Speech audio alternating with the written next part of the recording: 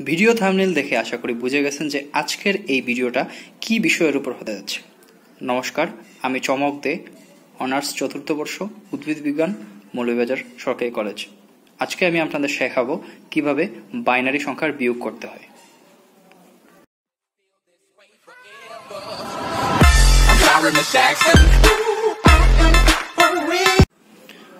Binary সংখ্যার বিয়োগ শেখার আগে আমাদের বাইনারি বিয়োগের কিছু নিয়ম কানুন দেখে নিতে হবে। বাইনারি বিয়োগের নিয়ম হচ্ছে 0 থেকে 0 যদি বিয়োগ করা হয় তাহলে আমাদের বিয়োগফল হবে 0।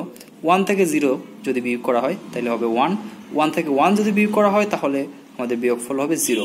এতটুকু পর্যন্ত আমরা সবাই বুঝতে পারি, কিন্তু আমাদের যেটা ঝামেলা হয় সেটা হচ্ছে সবার লাস্টেরটা, মানে এরপরে যেটা আলোচনা করা হবে সেটা নিয়ে। 0 থেকে 1 বিয়োগ করার পর আমাদের বিয়োগফল হবে 1 এবং ধার থাকবে 1।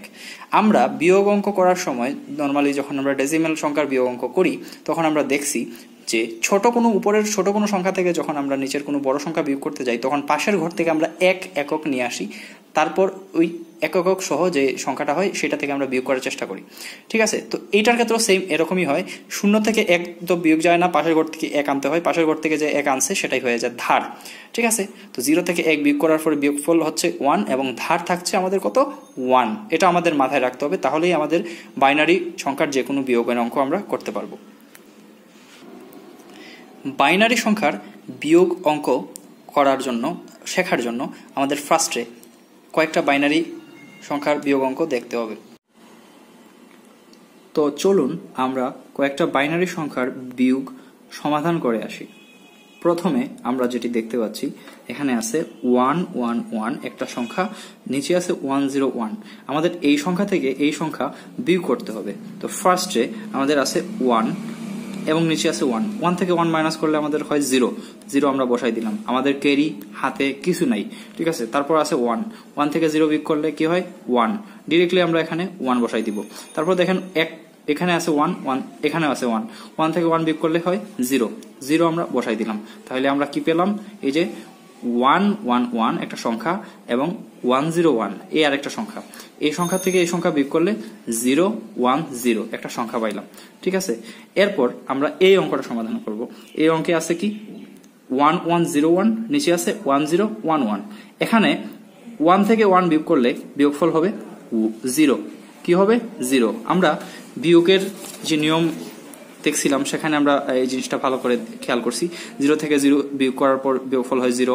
1 থেকে 0 বিয়োগ করার পর বিয়োগফল হয় 1।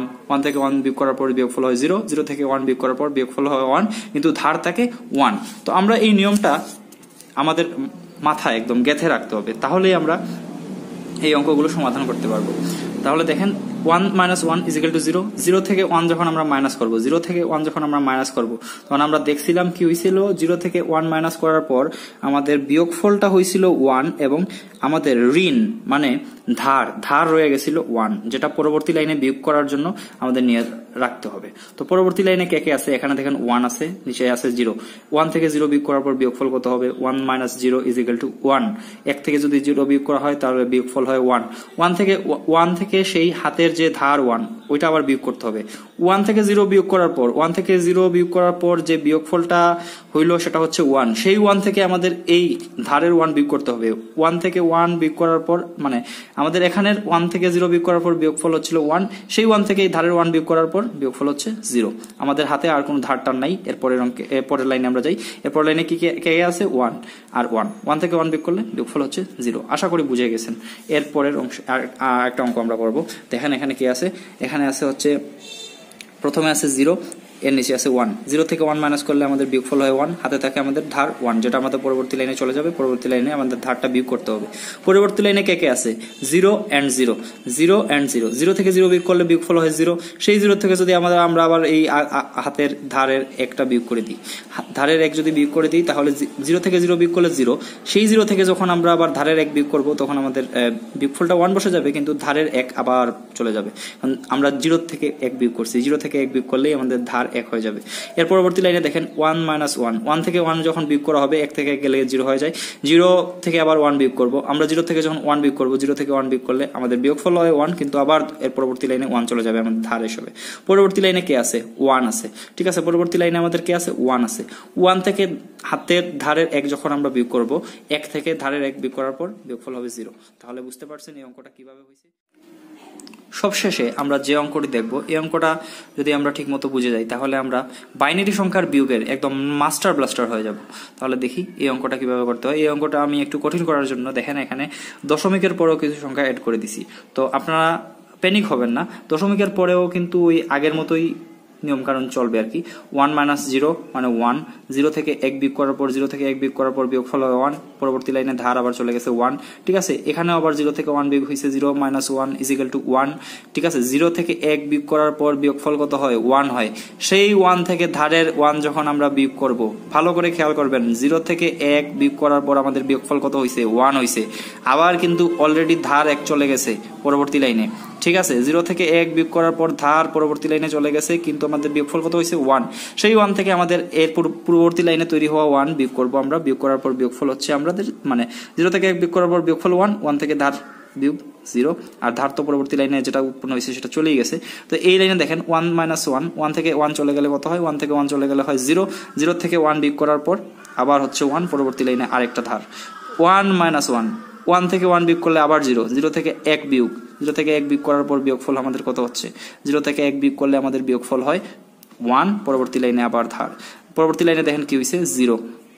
পরবর্তী লাইনে কে কে আছে? 0, 0, 0 থেকে 0 বিয়োগ করার পর বিয়োগফল হচ্ছে আমাদের 0, 0 থেকে যখন আমরা 1 বিয়োগ করব তখন আমাদের আবার 1, পরবর্তী লাইনে আবার 1 ধার, ঠিক আছে।